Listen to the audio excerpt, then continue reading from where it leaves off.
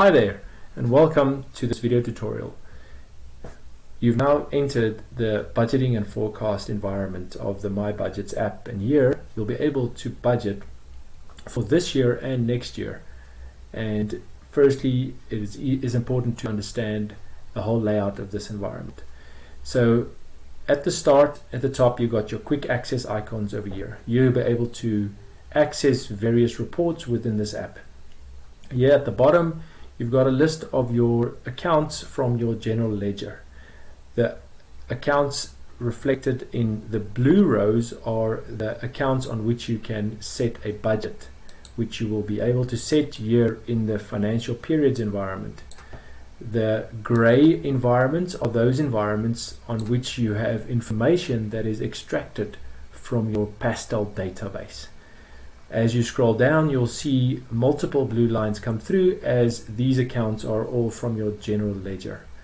Here on the right hand side in the financial periods, you've got financial period 0, which is your opening balance, and then from there on 1 to 24. 1 to 12 over here is your current year budget, and then period 13 to 24 is your next year budget. At the top of all of these field headers, you'll have the actual month that it pertains to, that is extracted from your pastel database and reflected for you here for ease of reference. Then in the rows that are grayed out, like this section, these are not accounts that you can budget on. They are main accounts with sub-accounts, meaning that you're not allowed to budget on them, and they are also grayed out again for ease of reference. Alright, so once you want to start budgeting, it is important to know that you have to budget on the blue rows.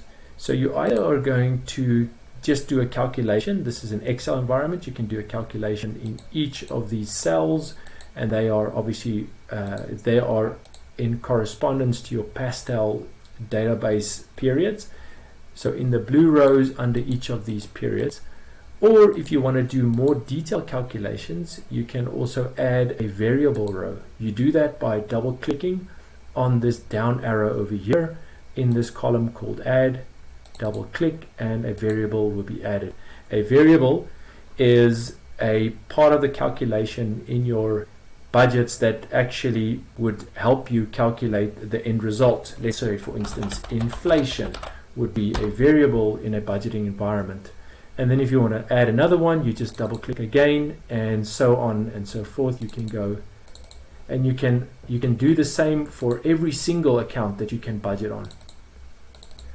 If you've accidentally added one too many, you can also delete it by double clicking here on the X within the delete field.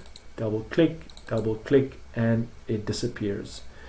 From here you can then add a calculation. Let's say, for instance, we want to say inflation equals 10%. We can do that in the amounts column. The amounts column's purpose is actually for a total, a global variable on that row. So now I can say equals my amounts, and to easily extract or expand that over to the whole range 1 to 24, you can double click on that actual cell in the middle of it, and it will automatically expand towards the right hand side, right to the end.